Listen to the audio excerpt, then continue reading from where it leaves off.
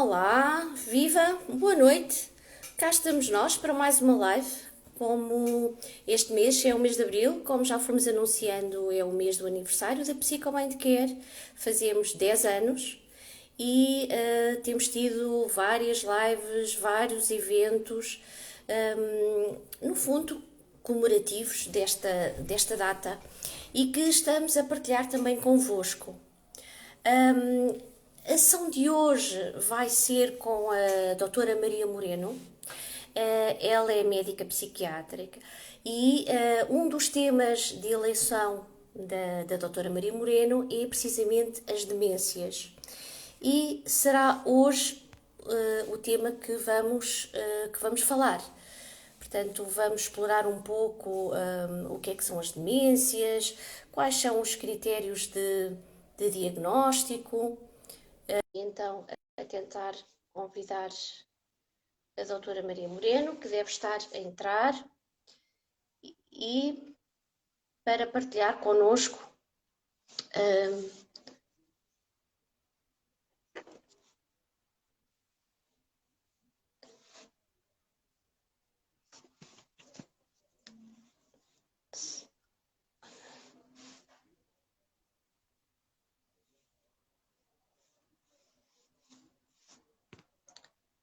ora,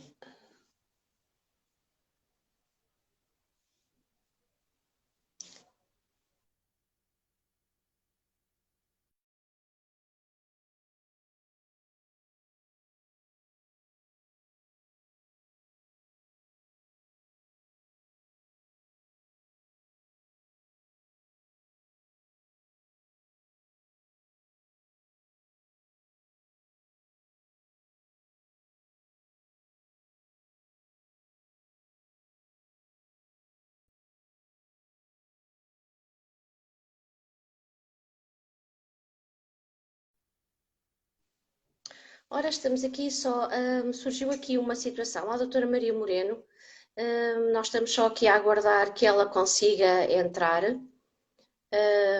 Vamos aguardar só um pouco. Voltamos, voltamos dentro de 1 ou 2 minutos, assim que seja possível para a doutora Maria Moreno.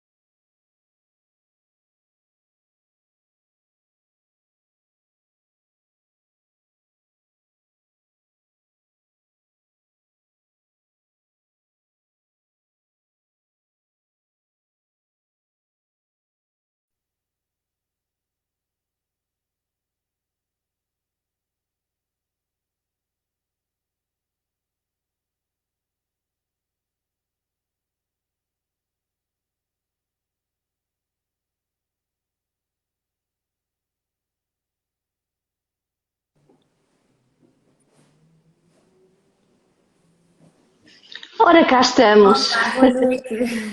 Muito Havia pequenas obrigada. dificuldades técnicas. Sim, sim, já cá estamos, é o que importa. Obrigada e pedimos desculpa aqui por este pequeno delay. Um, Doutora Maria Moreno, muito, muito, muito obrigada por ter vindo comemorar connosco este aniversário da Psicomindcare, falando de um tema que lhe diz muito, que lhe é muito querido, não é? Que é Exatamente. o tema das demências. Então, se calhar começaríamos por perceber um bocadinho melhor o que é isto, não é? O que é a demência, afinal?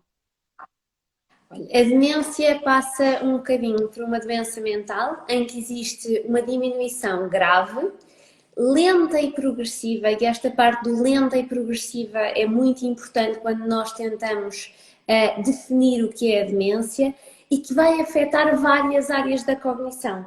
Áreas da cognição estas que vão variar consoante o tipo de demência que nós estamos a falar. Pode haver afecção da memória, afecção do pensamento, afecção da personalidade, afecção da capacidade para aprender. Estas são todas coisas que estão alteradas numa demência. Uhum. Ah, sim, sim, sim, diga, diga. Estas demências, não basta termos uma diminuição grave, mas muitas vezes também temos que sublinhar aqui o impacto que esta diminuição da função mental vai ter no dia a dia. Uhum. Ahm, no fundo, é avaliar e perceber se estaremos perante um quadro de demência, não é? Ou outra situação qualquer. Por exemplo, como é que podemos distinguir demência de um envelhecimento normativo, vamos dizer assim, não é? Porque quando vamos envelhecendo, as faculdades. Sim, sim, sim. Essa pergunta é de facto muito interessante e tem que estar sempre presente na nossa cabeça, porque de facto o envelhecimento normal é uma coisa que existe e que é quase universal. O Uhum. normal é que ao longo da vida vai haver uma diminuição progressiva do desempenho cognitivo e esta não deve ser tomada, obviamente, como doença, é simplesmente a evolução normal de nós enquanto seres humanos. Seres humanos. O que é a distingue da demência? Nós, no envelhecimento normal, existe uma diminuição lenta e progressiva, mas diminuta em comparação ao que Uhum. existe na demência, e não existe este impacto destes sintomas no dia a dia da pessoa. É a diferença entre, por exemplo, a pessoa que com a idade de vez em quando se esquece onde é que tem os óculos e a pessoa que não se recorda que precisa de usar óculos ou que nem se recorda que já comprou uns óculos. Esta é a grande diferença que nós vamos observar na consulta e na prática do dia a dia quando descrevem este tipo de quadros. Ou seja, tem a ver com a intensidade e com o Sim, impacto que tem na qualidade das pessoas. exatamente. Então, no fundo, é isso que faz Exatamente. um bocadinho a distinção. Não é? Exatamente. Então, quando alguém nos chega ao consultório, quando chega ao consultório, não é, com queixas que poderão remeter com um quadro de demência ou que podem ser compatíveis, o que é importante avaliar e perceber? Na avaliação de uma pessoa em que pomos a hipótese de demência, a primeira coisa que nós temos que fazer é colher a história clínica como em qualquer consulta de psiquiatria. Temos que perceber que sintomas é que sintomas é que existem de queixas da parte do doente e, muito importante nestes quadros, da parte da família. Uhum, Perceber qual uhum, é então o impacto destes sintomas no dia a dia da pessoa, porque já vimos que este é um critério essencial para nós percebermos o que é demência e envelhecimento normal. E depois temos uhum, sempre que passar por uma fase, por uma primeira fase que tem que estar sempre à cabeça na nossa avaliação, que é a necessidade de pedir meios complementares que nos permitam excluir outro tipo de quadros. E quando eu falo noutro tipo de quadros, falo quer em quadros psiquiátricos, quer em quadros orgânicos. Porque uhum. muitas vezes aquilo que assistimos é que existem diagnósticos erróneos de demência. Nós interpretamos, portanto, há sempre logo a tendência, mas isto é uma demência. Nem sempre é uma demência, na verdade, a maioria das vezes não é uma demência. E só numa última fase é que então vamos ter uma avaliação cognitiva informal na consulta e depois muitas vezes aquelas avaliações neuropsicológicas em que então a psicologia contribui tanto, Uhum. que depois nos permitem então a introdução de um plano farmacológico e não Uhum. farmacológico para aquela pessoa. Ou seja, no fundo há muitos quadros que aparentemente até remetem para um quadro de demência, mas não foi feita uma avaliação Ora que bem, permita fazer esse diagnóstico diferencial, é isso? e esse diagnóstico é essencial. Ou seja, nós temos quadros psiquiátricos que muitas vezes vão simular demências, e eu dou um exemplo que rapidamente vai ser muito perceptível. A depressão no idoso é uma coisa comum. Uhum, Na verdade, em termos de prevalência, está muito próxima da prevalência da depressão no adulto, que todos nós entendemos que é comum, com o uhum, agravamento que, com o impacto físico das comorbilidades, dos déficits sensoriais, o isolamento social, isto tudo vai contribuir para que surja muita depressão no idoso. E 70% das depressões no idoso vão se manifestar com um quadro que nós chamamos a pseudodemência. E o que é isto da pseudodemência? O nome diz tudo, não é? Nós uhum. temos um quadro que parece uma demência, mas não é. Mas, Uma demência não responde a antidepressivos e estes quadros vão responder a medicação farmacológica para a depressão. E depois temos o outro tipo de quadros, mais comum ainda, que são então os quadros orgânicos, em uhum, que, ao invés de nós termos uma diminuição progressiva e lenta ao longo dos últimos 2 anos e ser isto que nos é descrito na consulta, não. Temos uma pessoa que nos vem, acompanhada pela família, muito confusa e que nos diz, e a família conta-nos, que nas últimas 2 semanas o pai, a mãe, a tia ficou com um quadro de demência. E isto é o arquétipo daquilo que nós consideramos o quadro orgânico necessário a excluir. Não existem certo. demências com 2 semanas de evolução, não existem demências com 1 mês de evolução. Isto é aquilo a que nós chamamos de confusional agudo. E estes síndromes confusionais agudos são muito, muito frequentes. Nós estamos a falar em 30% das pessoas idosas que vão ao serviço de urgência têm um síndrome destes, portanto, é uma coisa muito, muito frequente e muitas vezes, mesmo os colegas das outras especialidades não estão muito alerta para este quadro.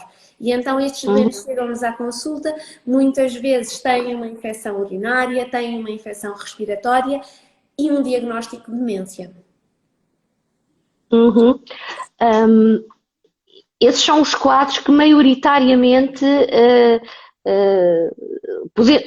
se podem excluir do diagnóstico de doença, é isso? Às vezes, no nosso dia a dia, também vamos recebendo algumas pessoas já num estágio de vida avançado, em que os familiares notam queixas de que se esquece, de que não sabe para que é que servem as coisas, etc, etc, etc. E de repente vão ao médico e tudo está bem. Tudo corre bem, não tem nada, num despiste ali primário responde corretamente, não é? O que é que podemos dizer relativamente a estas situações? Remete ou não para um quadro de demência? Ou será essa tal situação aguda que referiu? Isto é algo muito, muito presente no dia a dia Portanto, de quem tem pais e familiares já não, mais idosos. quais são as coisas principais que nós temos que ter em mente? Ponto 1. Qual é que é o doente em que nós temos que estar à espera deste tal síndrome confusional agudo, que é o arquétipo da explosão, da nossa necessidade de Certo. explosão da patologia orgânica?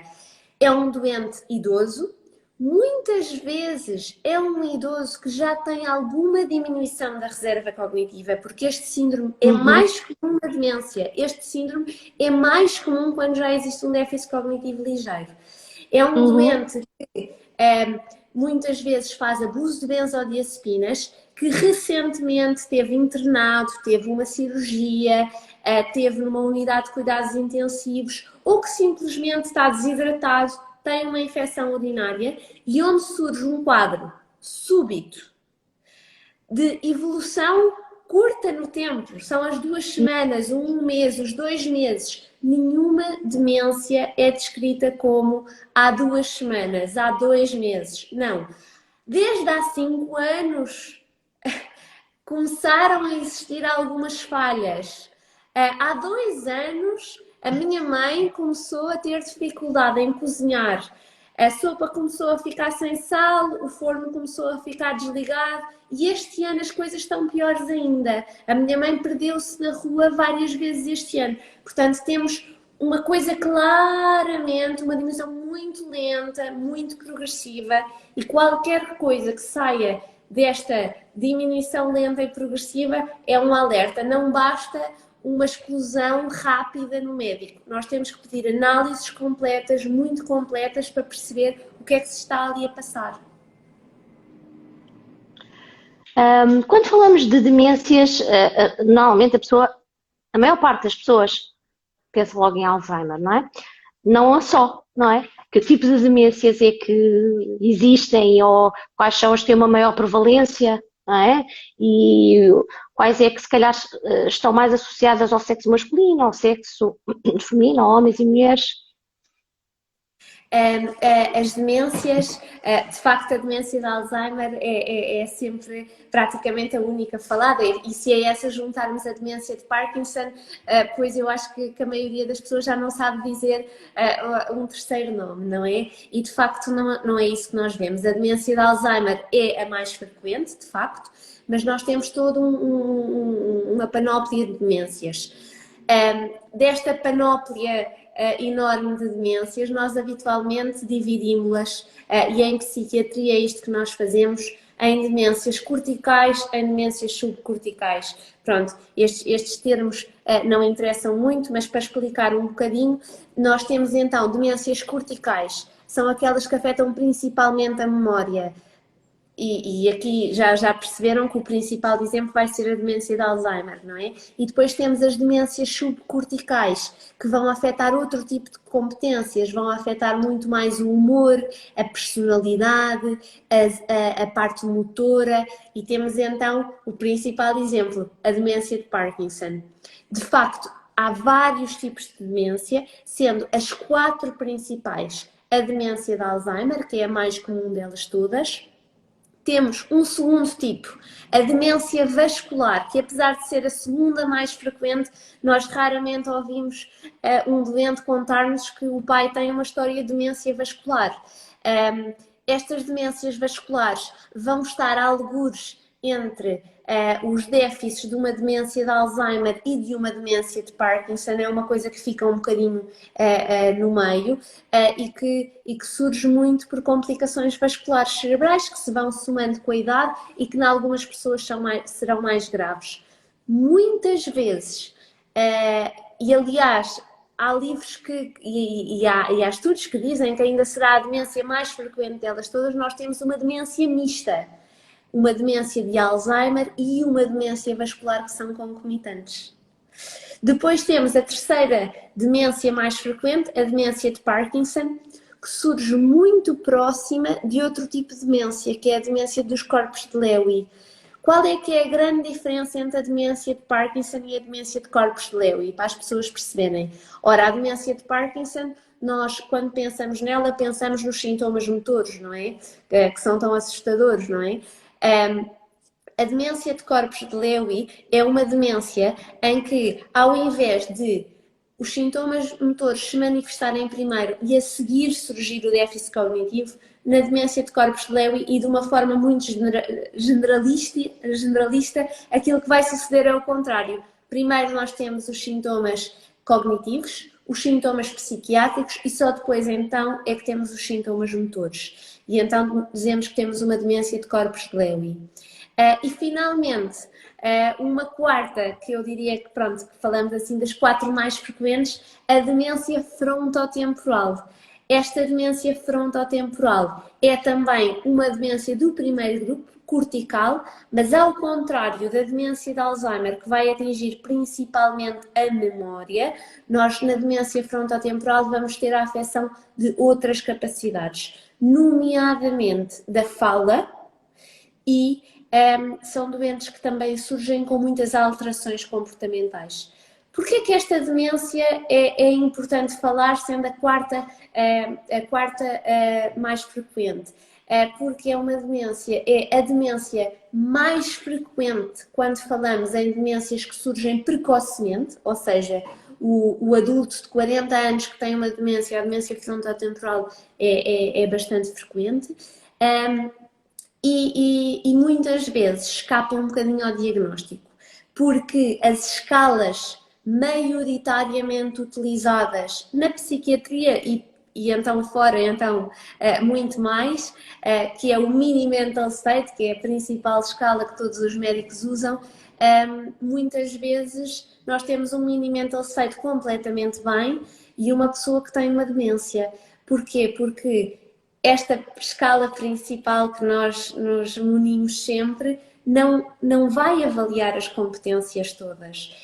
E as competências que se perdem numa demência frontotemporal não são avaliadas neste tipo de escala. Muito interessante, não é? Porque, de facto, a pessoa nas demências, como disse, Alzheimer, Parkinson, e às vezes tenta-se encaixar nestes dois grupos, menosprezando tudo o resto, não é? Exatamente. Todas as outras que falou.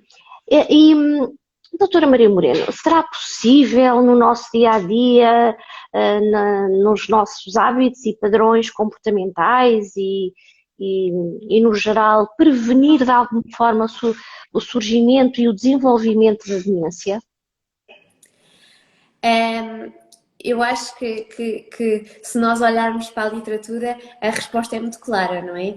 Sim, ou seja, a medicina nada é linear e nada nos impede de cumprir as estratégias preventivas todas e no final sairmos a sorte grande e termos uma demência na mesma. Mas a verdade é que vamos diminuir bastante a probabilidade deste tipo de quadros se cumprirmos algumas estratégias. E que estratégias são estas?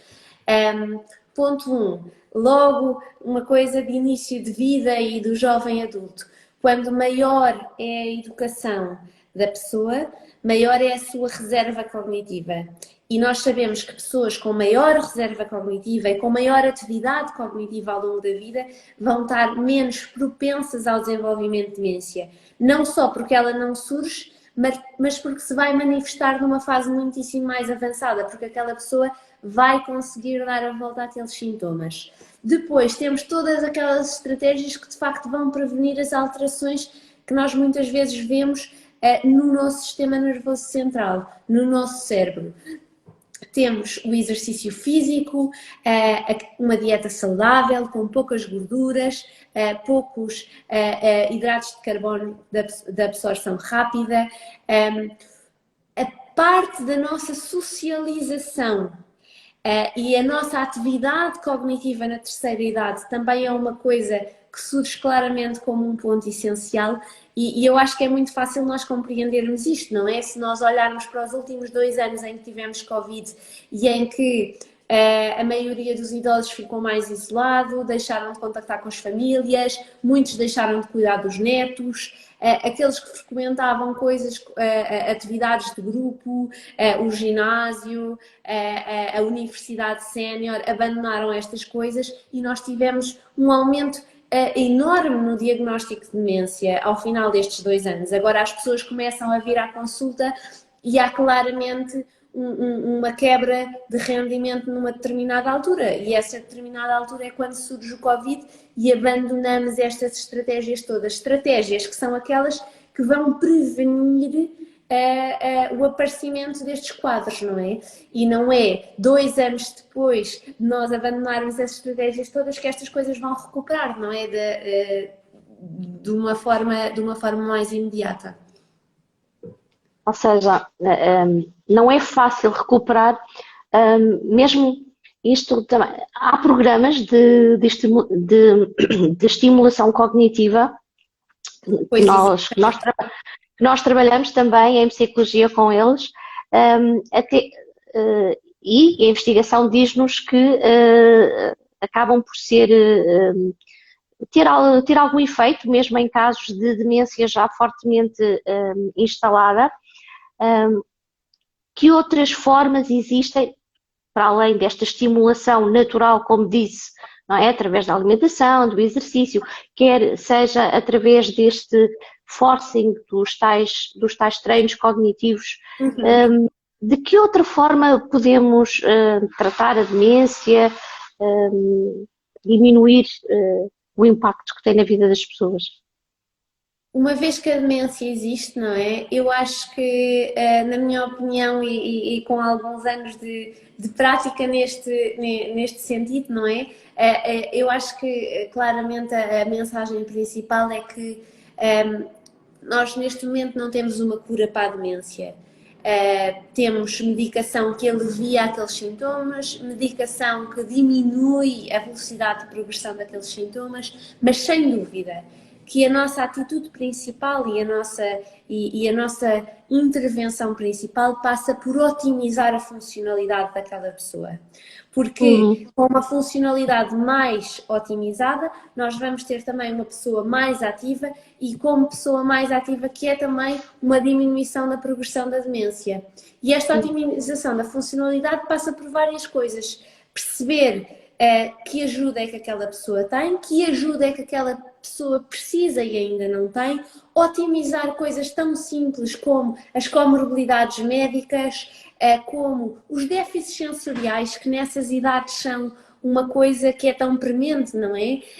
E nós temos maneiras de fazer isso com aparelhos auditivos, muitas vezes são pessoas que têm cataratas e com uma cirurgia às cataratas conseguimos ter um aumento enorme na participação daquela pessoa no dia a dia e da interação daquela pessoa com a família, e depois envolver esta pessoa não só em programas de estimulação cognitiva, que, como disse bem, a psicologia trabalha e trabalha bem e tem ótimo resultado, mas em todas as outras coisas. Ou seja, se é uma pessoa que ainda está mais independente, é a pessoa que se pode juntar ao ginásio, que pode ter programas com os amigos. Se não, é uma pessoa que tem toda a indicação para começar a frequentar uma área de dia, um centro de dia, um sítio onde se faça a reabilitação de forma mais ativa, e estas coisas têm um impacto enorme na progressão daquela doença. Eu tenho estado aqui a ver se há algumas questões, se calhar agora não, não há grandes manifestações. Não sei se alguém quer colocar alguma questão, sintam-se confortáveis, aproveitem que tem aqui a doutora Maria Moreno, que pode de alguma forma esclarecer alguma questão, alguma dúvida que possam ter. Enquanto não vêm questões, colocaria-lhe mais uma. No fundo, a psicogeriatria ainda está em desenvolvimento. É uma área, eu diria, se calhar relativamente recente face a outras áreas, mas é uma área bastante importante, não é?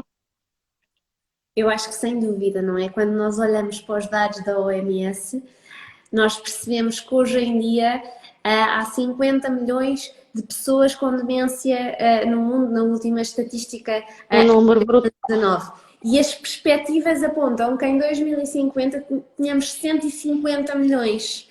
Para isto contribui, obviamente, o envelhecimento da população, o avançar enorme da medicina, mas que vai trazendo estas coisas menos boas, não é? E é importantíssimo nós percebermos que se de facto este diagnóstico aumenta muito, estas pessoas também vão precisar de cuidados. E um aumento enorme do diagnóstico de demência, sem um acompanhamento no mesmo sentido dos serviços e das necessidades deste grupo de indivíduos, vai trazer uma grande degradação dos cuidados. A psicogeriatria, que começa assim como um novo ramo, não é?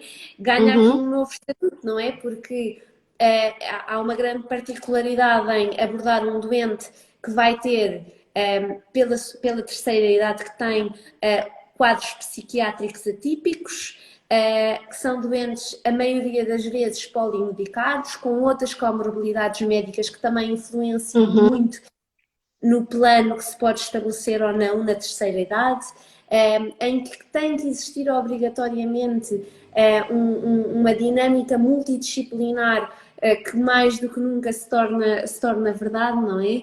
E, portanto, eu acho que sem dúvida que a psicogeriatria tem aqui um papel fundamental. Uhum.